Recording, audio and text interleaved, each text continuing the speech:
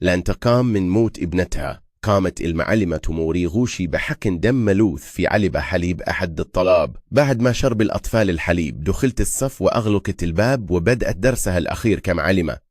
أخبرت الصف أنها استقالت، لكن قبل مغادرتها أرادت أن تحكي للجميع قصة ابنتها. قبل عدة سنوات كانت موريغوشي حاملا، لكن خطيبها اكتشف فجأة أنه مصاب بمرض وفسخ الخطوبة. دخل المستشفى للعلاج، بينما أنجبت هي فتاة صحية وأصبحت أم عزبة. على مدى السنوات الماضية قامت موريغوشي بتربية آيمي بمفردها. الحياة كانت صعبة، لكنها كانت سعيدة بما فيه الكفاية. بعد ذلك بدأت آيمي الذهاب إلى الروضة. بسبب تأخرها في العمل أضطرت لأن تطلب من الجارة القريبة من المدرسة أن تعتني بآيمي، لكن بعد فترة مرضت الجارة ودخلت المستشفى، لذا كان على موريغوشي أن تستعيد آيمي من غرفة الصحة في المدرسة مبكرا. في يوم 4 قبل شهر اكتشفت فجأة أن آيمي اختفت من غرفة الصحة. بعد بحث مدني وقلق شديد وجدت موريغوشي جثة ابنتها في بركة السباحة بالمدرسة. توصلت الشرطة إلى أن آيمي توفيت غرقا بسبب خدو، لكن عندما كانت تجمع أغراض ابنتها بعد الجنازة اكتشفت حقيبة صغيرة بشكل أرنب وردي ليست لآيمي. كانت آيمي قد طلبت شرائها في السوبر ماركت، لكن موريغوشي لم تشتريها لها في ذلك الوقت. هذه الحقيبة التي لا ينبغي أن تكون موجودة جعلت موريغوشي تشك. أدركت أن ابنتها قد لا تكون قد توفيت بسبب حادث. بعد فترة من التحقيق السري تأكدت أن آيمي قد قتلت. أخبرت موريغوشي الطلاب أن هناك شخصين قتل ابنتها.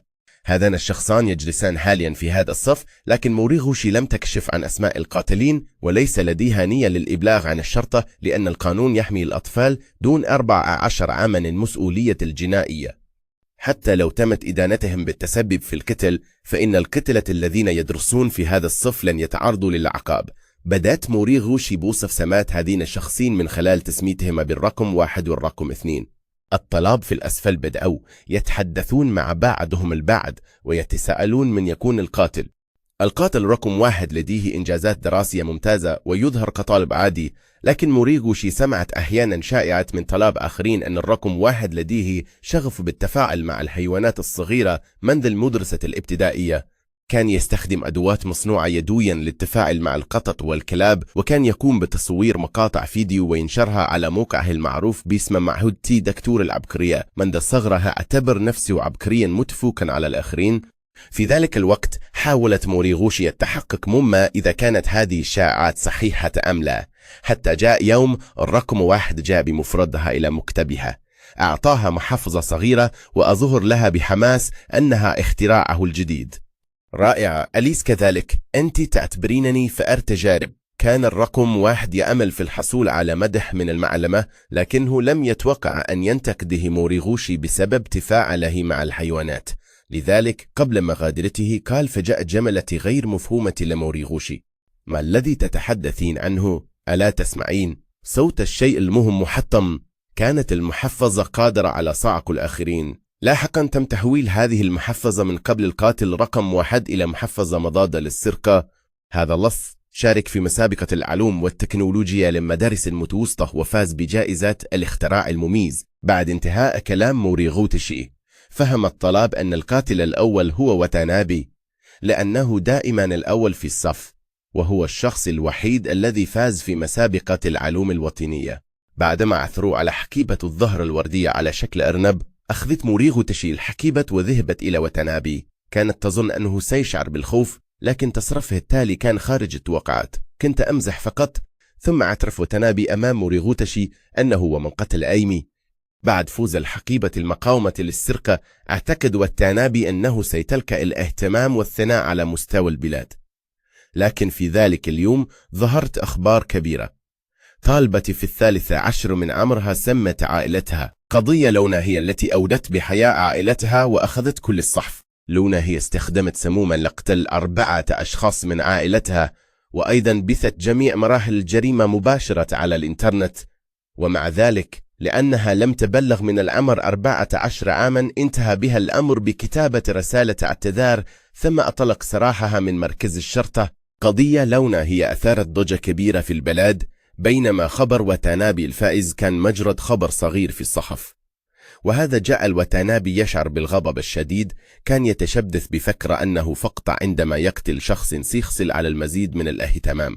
بعد الحديث عن القاتل الأول، بدأت موريغوتشي تصف صفات القاتل الثاني. على عكس واتانابي المتفوق، القاتل الثاني هو طالب انطوائي وذو مستوى ضعيف. في إحدى المرات هرب القاتل الثاني من المدرسة للعب ألعاب الفيديو، وللأسف تم ملاحظته من قبل بعض المتنمرين.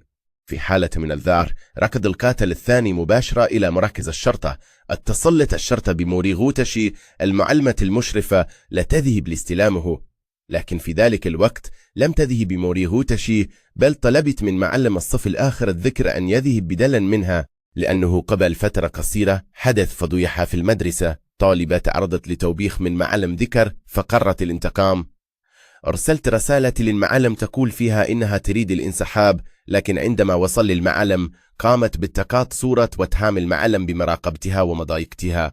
لذا وضعت المدرسة قاعدة: الطلاب الذين يواجهون مشاكل خارج المدرسة يجب أن يتعامل معهم معلم من نفس الجنس. بعد ذلك تم معاقبة القاتل الثاني على هروبه للعب ألعاب الفيديو، لذا تشكلت لديه كراهية غير مبررة تجاه موريغوتشي. هذه الأمور ليست مجرد تكهنات شخصية من موريغوتشي، بل هي ما أخبره القاتل الثاني بعد أن زارت منزله. بمجرد أن أنهت موريغوتشي كلامها، أدرك الفصل أن القاتل الثاني هو ناوكي، الفتى الهادئ في الصف. في يوم من الأيام قبل شهر، اقترب واتانابي فجأة من ناوكي ودعاه للانضمام إلى خطته الشريرة الشرير. أراد واتانابي إيجاد فريسة لا تجربتها على النسخة الجديدة من الحقيبة المقاومة للسرقة ابنة موريغوتشي التي كان كلاهما يكرهانها. أصبحت الهدف المثالي. رأى ناوكي آيمي تطلب شراء الحقيبة الوردية في السوبر ماركت، لذا قاموا بشراء تلك الحقيبة لتكون طعما. في يوم الأربعاء اقتربا من آيمي كاذبين بأنها هدية اشترتها لها ودتها سرا. صدقت آيمي بكل براءة. عندما لمست الكفل صعقت آيمي بقوة كهربائية تعادل 3 أضعاف المحتاج وسقطت على الأرض. اعتقد واتانابي أن آيمي قد ماتت بصعقة كهربائية، وكان متفاخرا بطلبي من ناوكي أن ينشر الخبر بأنه قد قتل شخصا. لكن في الحقيقة لم يكن واتانابي يريد أن يكون صديقا لناوكي الطالب الضعيف. اقترب واتانابي من ناوكي فقط ليجد شخصا يعمل معها، ومع ذلك لم يتوقع واتانابي أنه بعد مغادرته ستؤدي سلسلة من تصرفات ناوكي إلى إفساد خطه الشهيرة. كان ناوكي خجولا يخشى أن يشك فيه، وفي حالة من الذعر ألقى الحقيبة الوردية في ساحة منزل الجدة وصرخ، ثم حمل آيمي وألقاها مباشرة المسبح. بعد انتهاء القصد عن القاتلين أخبرت موريغوتشي الطلاب أنها لن تبلغ الشرطة. كمعلمة لديها مسؤولية توجيه الطلاب الضالين، يجب عليها مساعدتهم للعودة إلى الطريق الصحيح. لك يشعر هذان الشخصان بأهمية الحياة. قامت بخلط أشياء من شخص مصاب بفيروس نقص المناعة البشرية في حليبهم. بعد أن سمعت الصف ذلك أصبحوا مضطربين يقفون جالسين غير مستقرين وينظرون إلى الكتلة بصمات. لقد شرب كلاهما الحليب بالفعل. شكرا جزيلا. تذكروا أن يذهبوا لإجراء فحص دم بعد 2 أو 3. إذا أصيبوا بالعدو فإن فترة الحضانة ستكون من 5 إلى 10 سنوات. فترة طويلة كهذه كافية لتعلم كيفية احترام الحياة، وكذلك كافية لتوبع عن ذنوبهم. بعد انتهاء الدرس غادرت موريغوتشي التي استقالت المدرسة واختفت. ثم أعطت المدرسة عطلة صيفية لمدة شهر. بعد انتهاء العطلة عاد الطلاب إلى المدرسة مع بدء الفصل الدراسي الجديد. لم يعد ناوكي إلى المدرسة، بينما كان واتانابي يجلس بجانب النافذة وكأنه لم يحدث شيء. المعلم الجديد السيد تيرادان شاب حيوي، كان لديه شخصية منفتحة ويريد حقا أن يتواصل مع الطلاب. مع مرور الوقت أصبح السيد تيرادان أكثر قربا من الطلاب. كان مليئا بالحماس لحل مشكلة غياب ناوكي الطويل، ومع ذلك عندما سأل عن حالة ناوكي ساد الصمت في الفصل، لأنه خلال العطلة الصيفية تلقى الطلاب رسالة مجهولة. إذا تجرأ أحد على كشف الأمر السابق فسيعتبر القاتل الثالث وسيلة من الانتقام منه. لذا لم يخبر أحد المدرسة أو الآباء عن القاتلين، وأصبحت القضية سرا يفهمه الجميع بصمت. لعدم معرفته بشيء اعتقد السيد تيرادان أن ناوكي يواجه رهاب المدرسة، فقرر استخدام دفء الفصل لمساعدته على العودة إلى المدرسة. قرر استخدام ده في الفصل لمساعدة ناوكي على العودة إلى المدرسة. طلب السيد تيرادا من الطلاب أن يتناوبوا على تصوير ملاحظاتهم، ثم هو ورئيس الفصل ميسوزو سيذهبون بأنفسهم إلى منزل ناوكي. استقبلتهم السيدة شيمومورا والدة ناوكي، وأشادت بالسيد تيرادا بأنه أفضل بكثير من المعلمة السابقة موريغوتشي.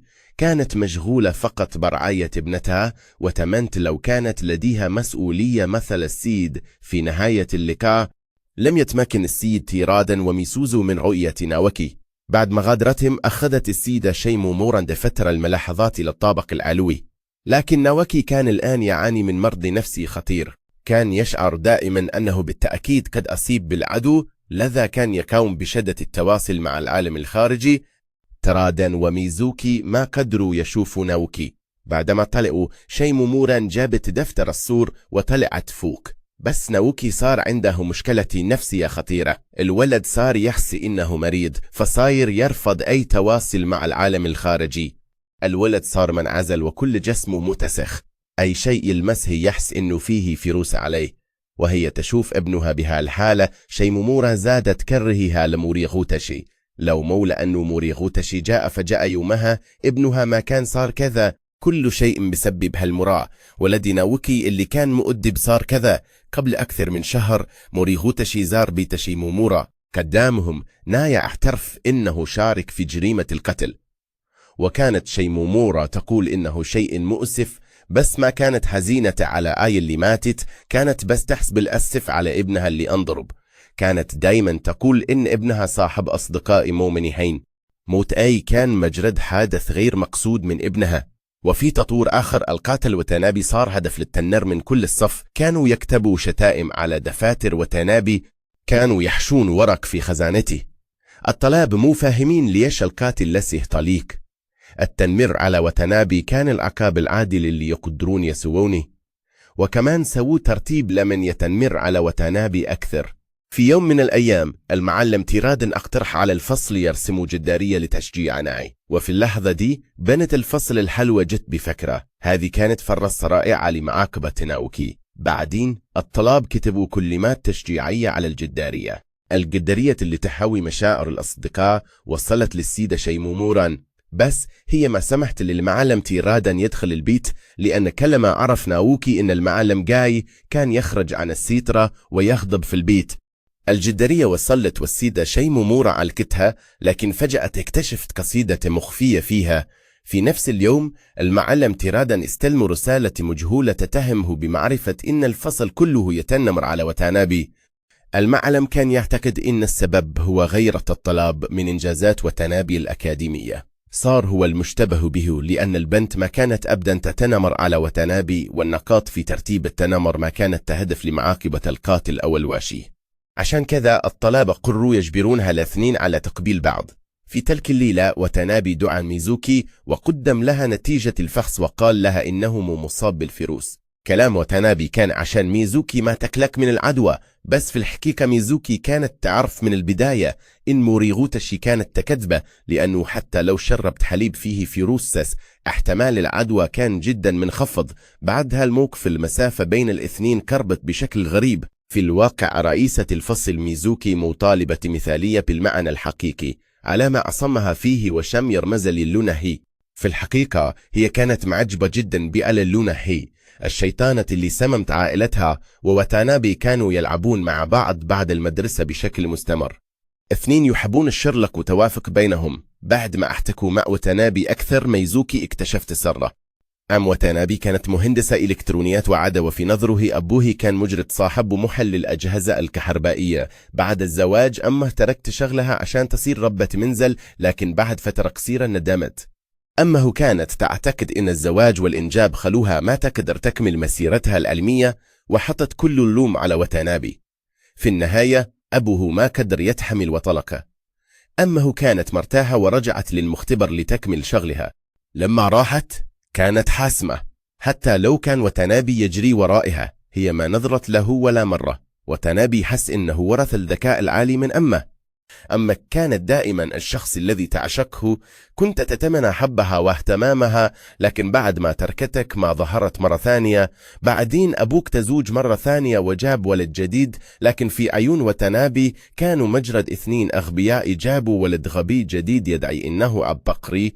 لذلك كنت دايما قاعد في غرفتك تخترع أشياء عشان تجذب انتباه أمك، حتى سويت موقع خاص فيك تنشر فيه اختراعاتك الجديدة. لكن رغم مرور سنوات أمك ما انتبهت لمحفظة مضادة للسرقة اللي اخترعتها رغم أنها فازت بجائزة وطنية.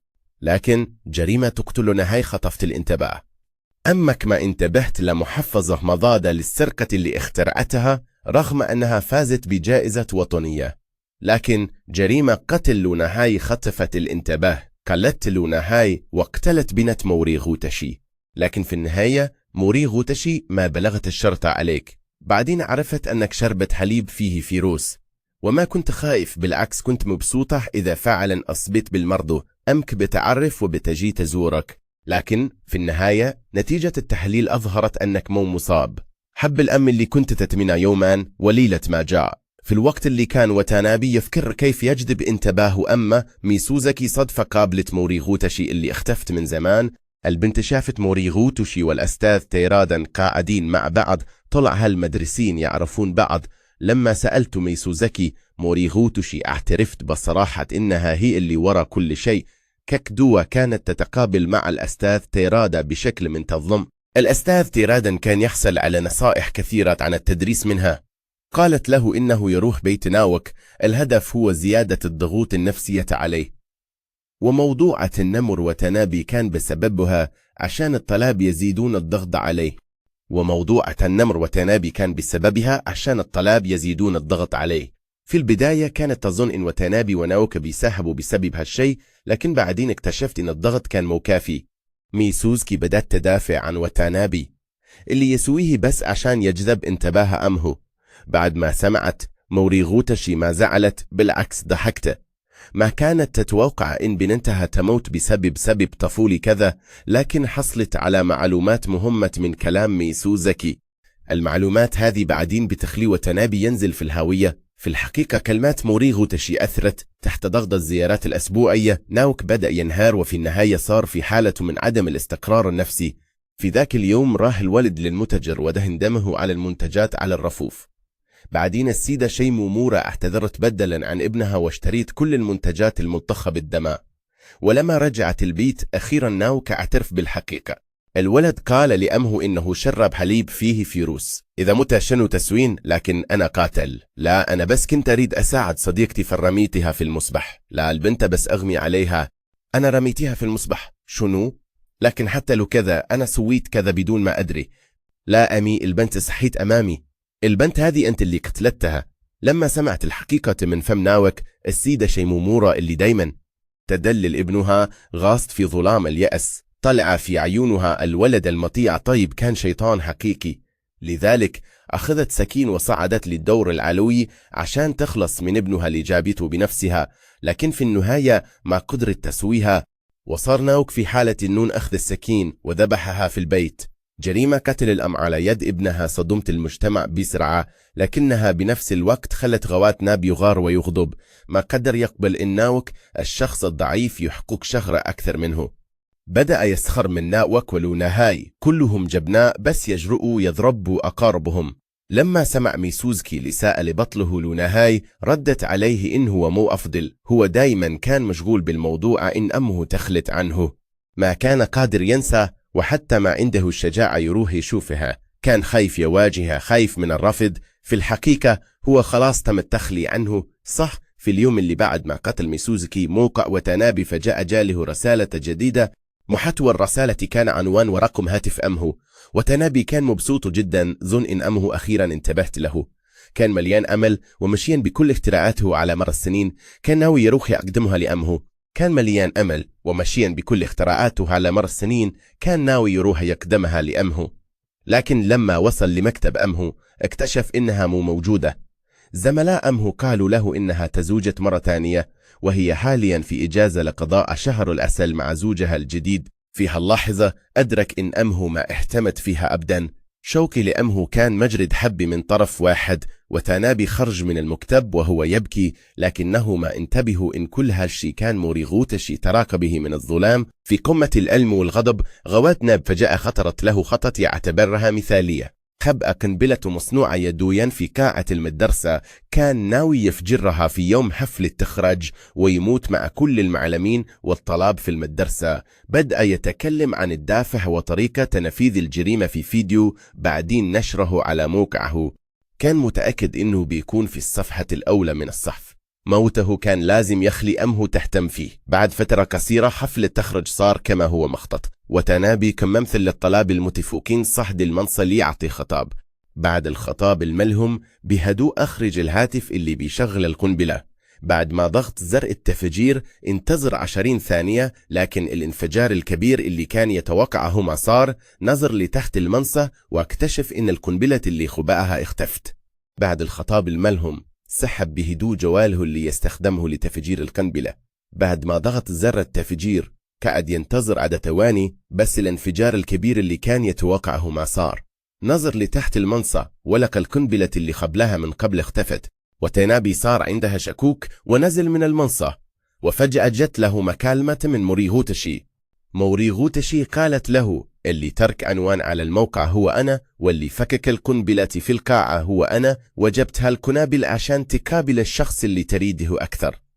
أنا حكيت لكل شيء عنها، حتى كيف تحبها، حتى كم واحد اقتلت عشان تلفت نظرها، واكتشفت إنها ما نسيتك. في قلبها لا يزال فيه شوية مشاعر أمومة تجاهك. أنا حطيت هدية لك في مكتبها ودعيت إنك ما تضغط الزر، بس الآن أندم لأنه في النهاية أنت ضغطت الزر. سمعت صوت الشيء المهم اللي إنك سر مودك، لكن هو صوت قوي. لا تقول شيء وتنابي. صانع القنبلة واللي ضغط الزر هو أنت.